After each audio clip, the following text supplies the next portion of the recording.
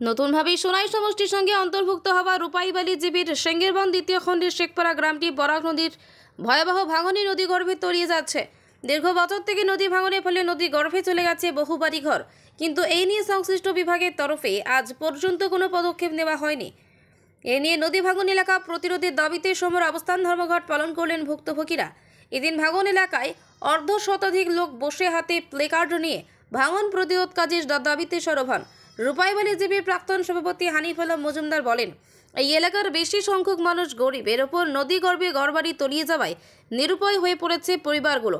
কিন্তু বারবার সংশ্লিষ্ট বিভাগ ও সরকারি কাজে স্মারকলিপি প্রদান করা হলেও গুরুত্ব দেওয়া হয়নি। শীঘ্রই এই ভাঙন রোধে কাজে হাত না দিলে তীব্র আন্দোলনের হুঁশিয়ারি দেন তিনি। প্রতিবাদী ধর্মঘটে উপস্থিত ছিলেন রফিক উদ্দিন শেখ, এনাম উদ্দিন বড়ভূইয়া, মুশাহিদ আলী শেখ, জালাল উদ্দিন শেখ, জমির উদ্দিন, খলিল উদ্দিন লস্কর, জয়নাল উদ্দিন রাজবড়ভূইয়া, তজিব আলী প্রমুখ। পার্ট 2 শেখপাড়া নদী ভাঙ্গন প্রতিরোধ করতে হবে। পার্ট 2 শেখপাড়া নদী ভাঙ্গন প্রতিরোধ করতে হবে। আমাদের দাবি মানতে হবে। বিভাগ হায় হায় হায়, বিভাগ মুর্দাবাদ মুর্দাবাদ মুর্দাবাদ, বিভাগ মুর্দাবাদ মুর্দাবাদ মুর্দাবাদ, নদী ভাঙ্গনের দাবি মানতে হবে মানতে হবে মানতে হবে। পার্ট 2 শেখপাড়া নদী ভাঙ্গনের দাবি মানতে। আমরা বর্তমানে যে জায়গায় থেকে অবস্থান ধর্মঘট পালন করছি সেই জায়গাটা হচ্ছে নতুন সোনাই সমষ্টির অন্তর্গত রূপাইবালি জিপি সিঙ্গিরবন পার্ট 2 শেখপাড়া অঞ্চল।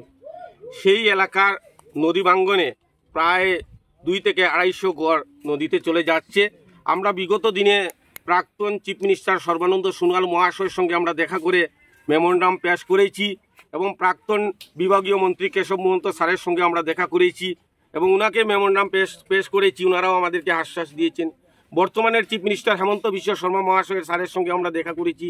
বর্তমান ডেপুটি বিভাগীয় মন্ত্রী পীযূষ হাজারিকা মহাশয়ের সঙ্গে আমরা দেখা করেছি এবং দেখা করে আমাদের এই এলাকার নদী ভাঙ্গনের কথা উত্থাপন করেছিলাম। ওরা বারবার আমাদেরকে আশ্বাস দেওয়া হয়েছে, কিন্তু আজ পর্যন্ত কাজ করা হয়নি। এই এলাকার মানুষ খুব গরিব মানুষ, যেগুলা মানুষের ঘরবাড়ি চলে গিয়েছে, এদের কিন্তু বিকল্প কোনো জমিন নাই, আর্থিকভাবে খুব দুর্বল মানুষ।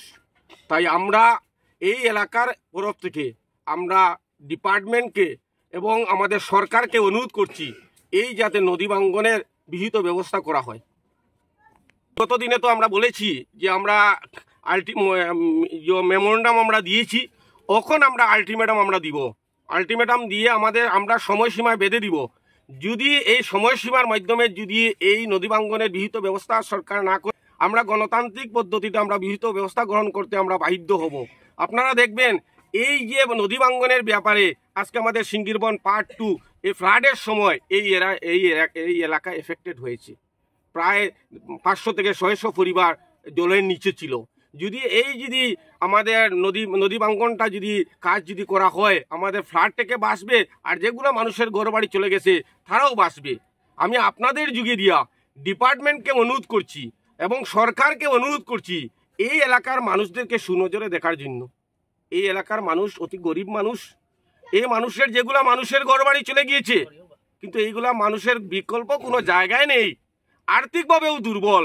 আমরা বিগত দিন থেকে গভর্নমেন্টকে ধারাবাহিকভাবে উত্থাপন করে আসছি, কিন্তু গভর্নমেন্ট আমাদের এই কথায় কোনো সাড়া দেয়নি। আমরা আপনাদের যুগে দিয়ে অনুরোধ করছি এই এলাকার মানুষদেরকে সুনজরে দেখার জন্য এবং এই নদী ভাঙ্গনটা প্রতিরোধ করার জন্য। আজকে যদি যেভাবে ধারাবাহিকভাবে যেরকম নদী ভাঙ্গনের চলছে, এই গ্রাম টোটালি নিশ্চিহ্ন হয়ে যাবে। বেশি 20-25 বছর থেকে জোরদার হিসাবে নদীর ভাঙ্গন হয়েছে। এই নদীর ভাঙ্গনে গ্রামও গেছে লগে একটা ইএনডিও গেছে। ইএনডি যাবার পরে আমরা ফ্লাড আইলে জলটা গিরি যায় গিয়া আমরা গ্রাম অঞ্চলে গিরিয়া, অথচ রূপাইবালি, সিঙ্গিরবন, খালাপানি, মঞ্জিরগ্রাম, দলগ্রাম এইসব গ্রাম সব ডুবে যায়। তখন আমরা জলের নিচে পড়ে যাই গিয়া। এখন আমরা দাবি চাইছি আমরা এই এনডিটা ওয়ার লাগি সঙ্গে ওই প্রোটেকশনের।